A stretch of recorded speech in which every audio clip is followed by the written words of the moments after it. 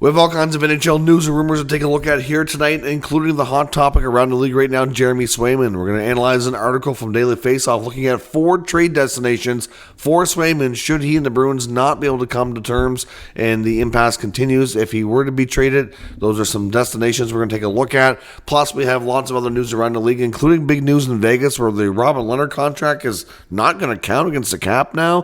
Plus, we have our first suspension of the preseason. Apparently, a Leaf player has been getting death threats. News on the latest Amazon series update from the NHL, which is coming out tomorrow, and plus a whole lot more players on waivers. All that coming up next.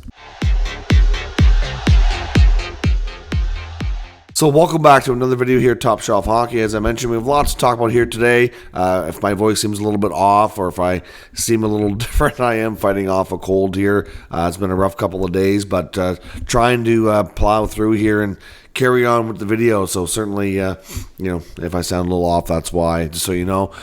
We have our first suspension of the preseason, which is a little bit surprising in a sense considering some of the stuff that we've seen. But Tampa Bay Lightning forward Connor Geekie has been suspended only for one game, and it's a preseason game, which is really almost nothing because who's to say he would have suited up in the next preseason game anyway.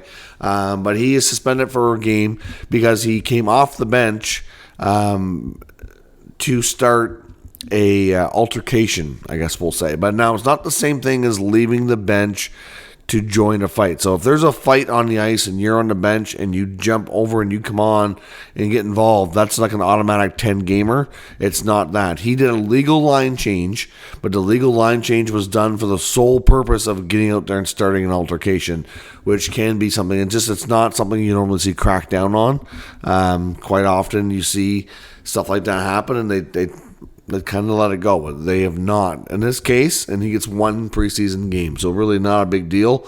He won't lose any money over it, I don't think, because it's a preseason game, and because of that as well, he won't miss regular season time. So at the end of the day, all in all, not a big deal. The Calgary Flames have signed Tyson Barrie today. Of course, he's been in training camp with the Flames on a PTO. No big surprise. We thought that was likely going to happen, but he gets a one-year deal, $1.25 million. I think he'll have an opportunity there to play a decent role, get some decent minutes, maybe get a little bit of power play time. We'll see. Of course, he's got Uyghur and Anderson playing ahead of him there, so I don't know how things will go in the power play for the Flames this year, but it's a good opportunity for him to get back.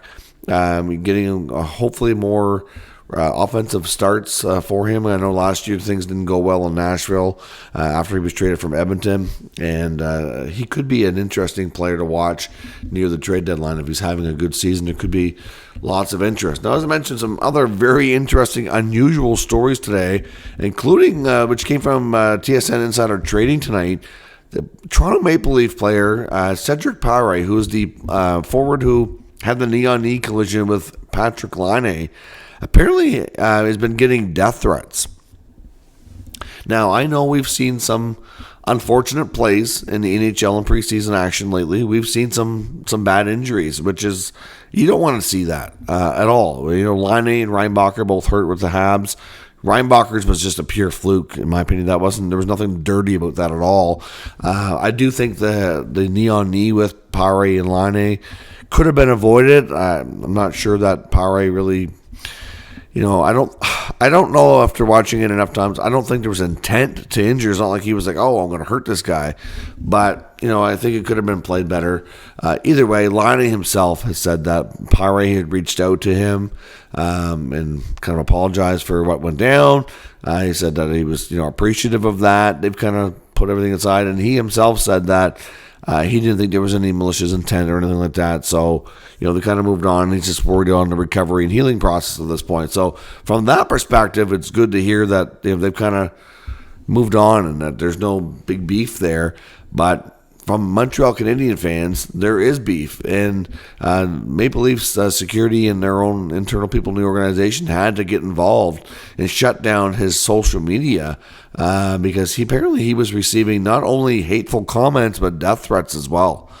I mean, that is way, way over the line. I mean, I know like I said, there was between the Habs and the Leafs and the Habs and the Sens in the past week, there's been a couple of games where things have gotten kind of crazy and some rough stuff.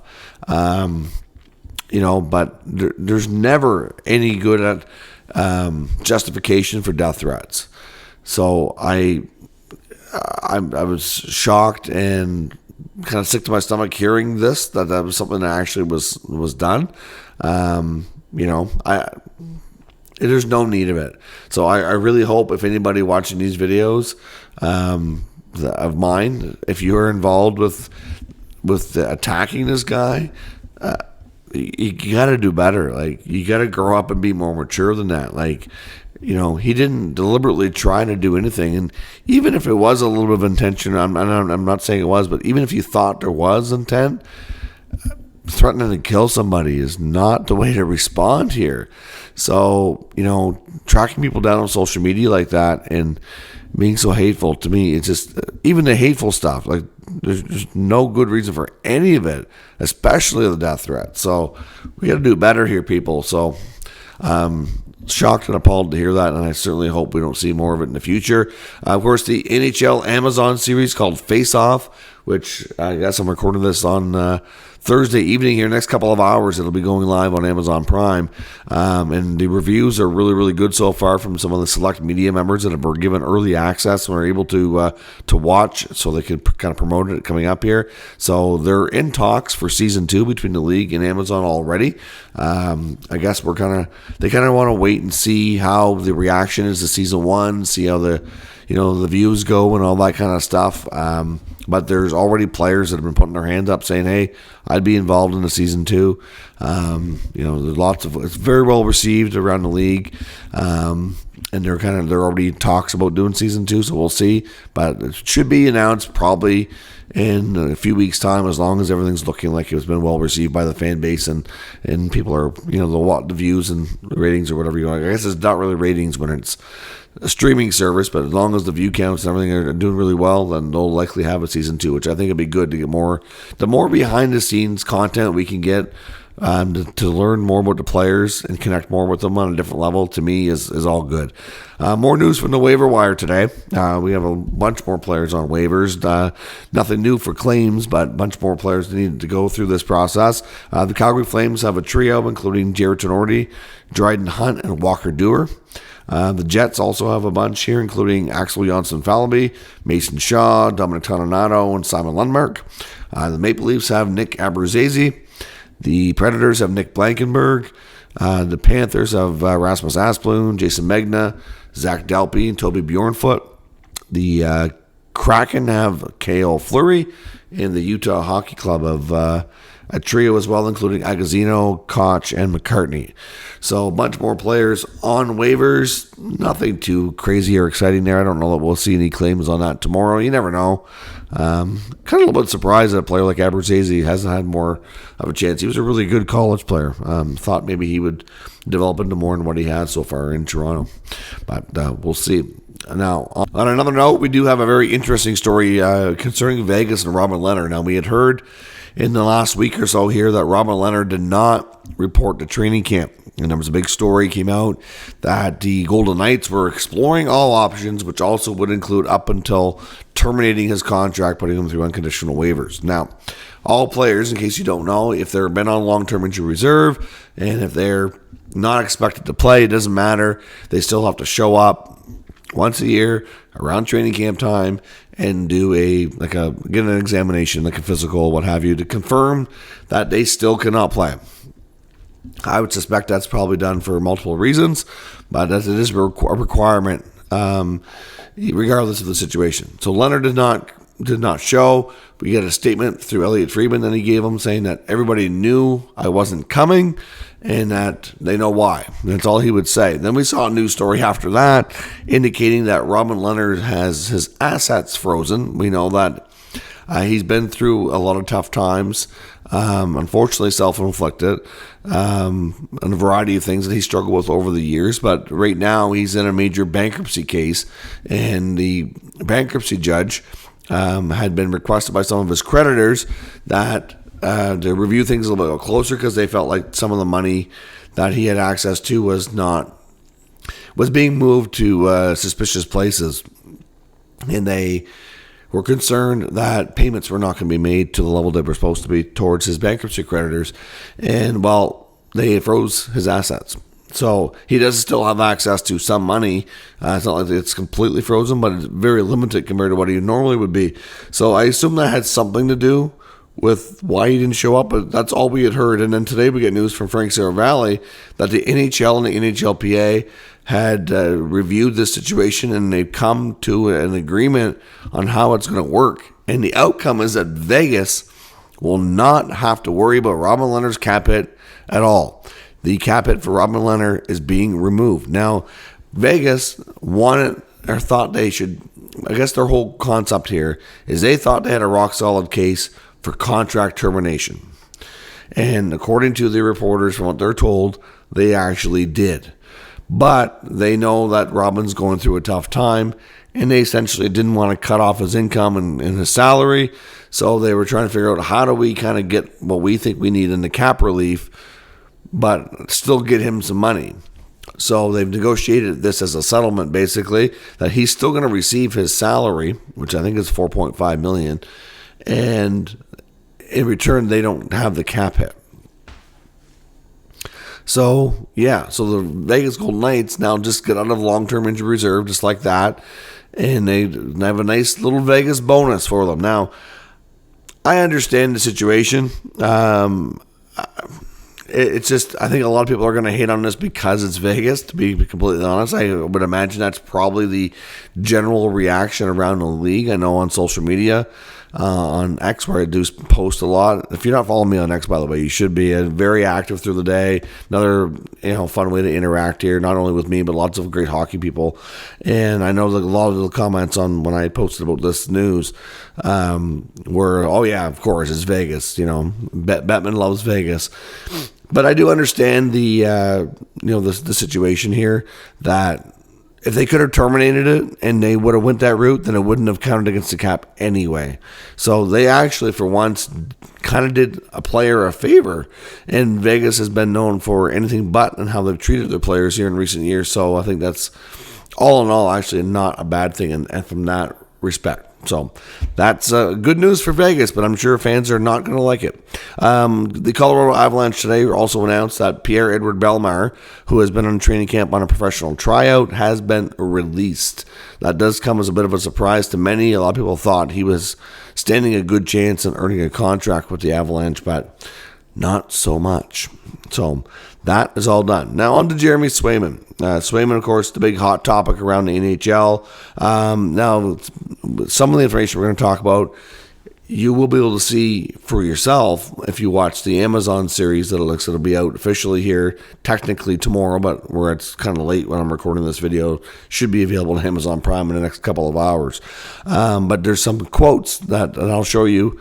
An image here, I think it was from Bleacher Report that I found this online, just kind of doing up the quote here, which is basically from the ones that were given early access to Amazon released this. So essentially, we know Jeremy Swayman and the Bruins went through arbitration last year, and it's definitely fair to say after the comments made by Swayman on his Amazon series that he still is having a very difficult time with everything that happened during that process, and I think it's having a major impact here on the current contract negotiation. So now, like I said, I haven't seen it yet because it's not available to everybody. I'll hopefully be watching it by tomorrow at the latest, but the Swayman comments as follows. It says,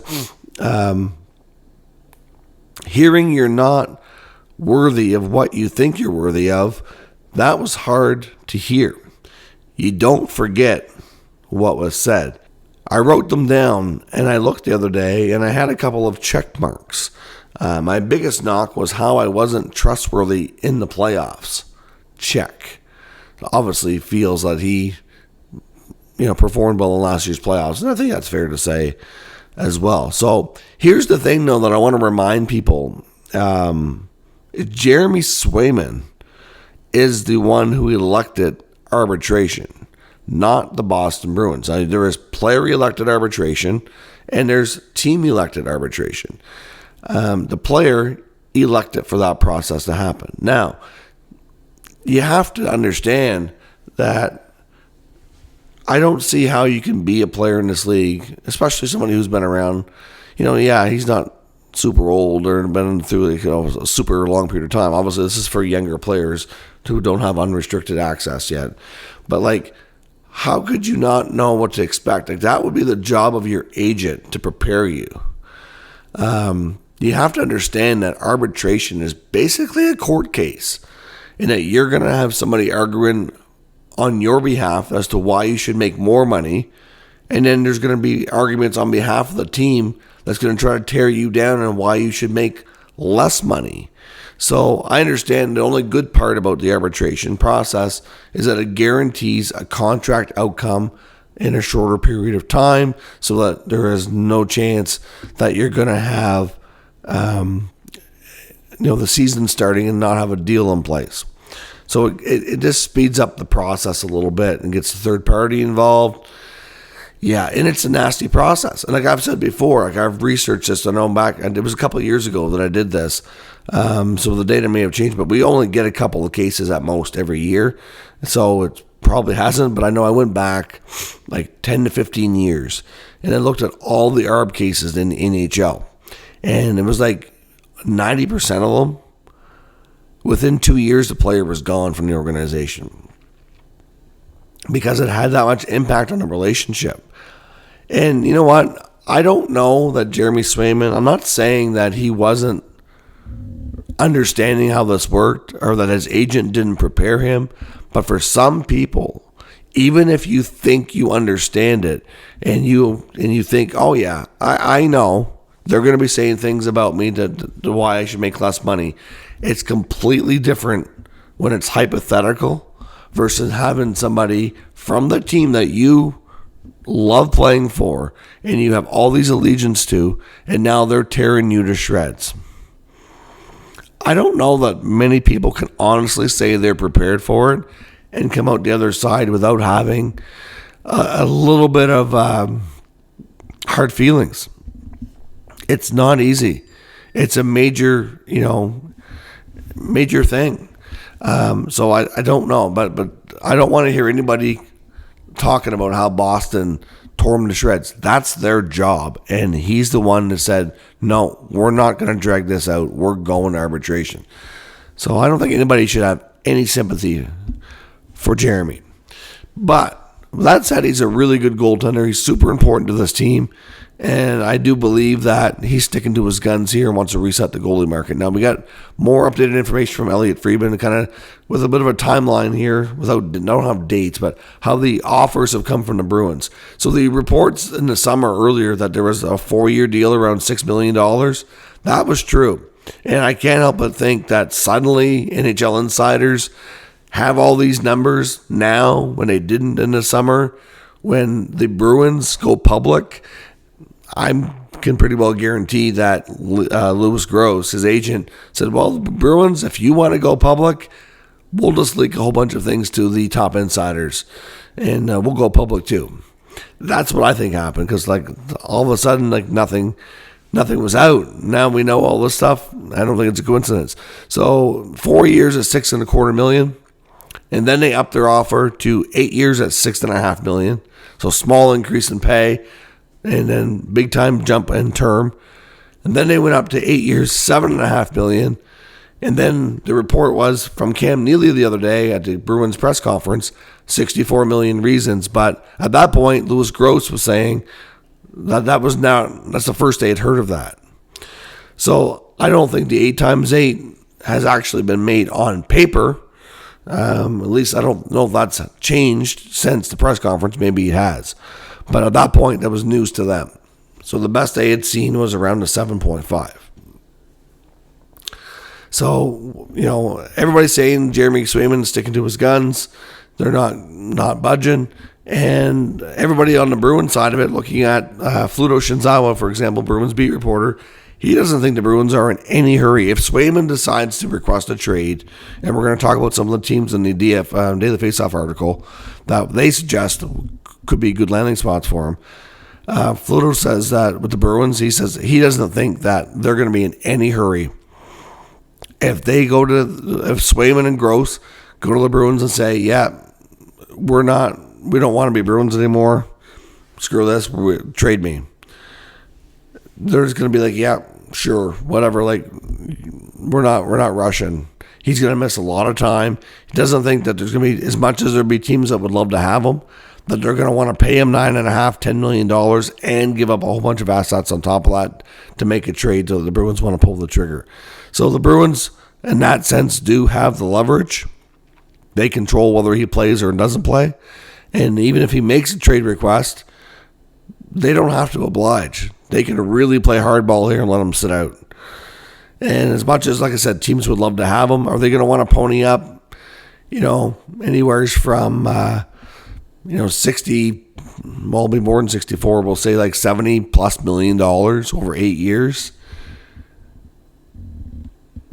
and give up probably 2 or 3 prime assets off your roster or your draft capital? Like, it's not going to be an easy deal to do.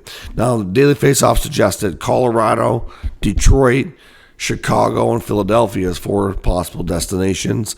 Fluto Shinzawa, when he was talking, I seen him do an interview. He suggested some other teams too, like San Jose. Like the rebuilding teams with more cap space. Colorado to me makes a ton of sense. I don't think they have enough confidence in Georgiev. So I think they would make all the sense in the world. Detroit doesn't really have that clear-cut goalie. 2, they make some sense. Philly and Chicago, to me, I don't know if it does make sense for them because of the stage of where their team is at.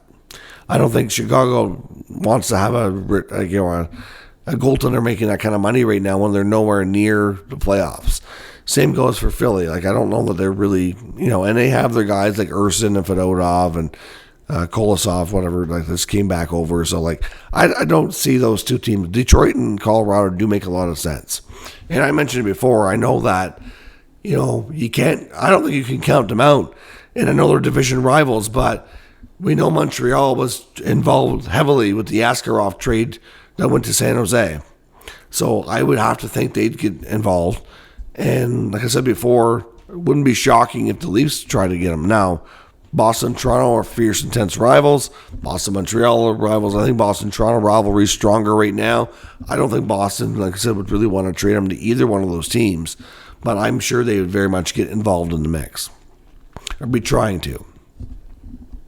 So with all that said, those are some possible destinations. If I had to pick an American destination, I'd probably say the Avalanche would be the most logical, but not easy to do by any means. The Avalanche also got word that they're still quite a ways away from having any hope of Landeskog playing. I think there's a real serious question mark on him for this season now. So they probably would have the LTIR availability. They're going to have to wait a little while to confirm that, though. But like I said, the Bruins, as much as it's fun to talk about Swayman trades and to think about where he could end up, I think the beat reporters are right that the Bruins would not be in any kind of hurry at all. And I don't know that teams are going to be blowing down the doors here to pay up and offer him $9.5 million. And then on top of that, give him a whole bunch of assets to the Bruins. So I think if Swayman wants to play and he doesn't want to miss a whole bunch of time this year, he's going to have to come be the one to budge, I think. And if the Bruins start the regular season, if Korpisalo does get the job done for them, then he loses even more leverage. So, I don't know. To me, this is trending towards Swayman having to be the one to budge and the Bruins kind of holding the hammer here. So, we'll see what everybody else thinks. So, let me know down in the comments. We'll talk further. If you're new to the channel, make sure you subscribe and stick around. Hopefully, I still have a voice to do videos here tomorrow. Thanks for watching, and I'll catch you next time.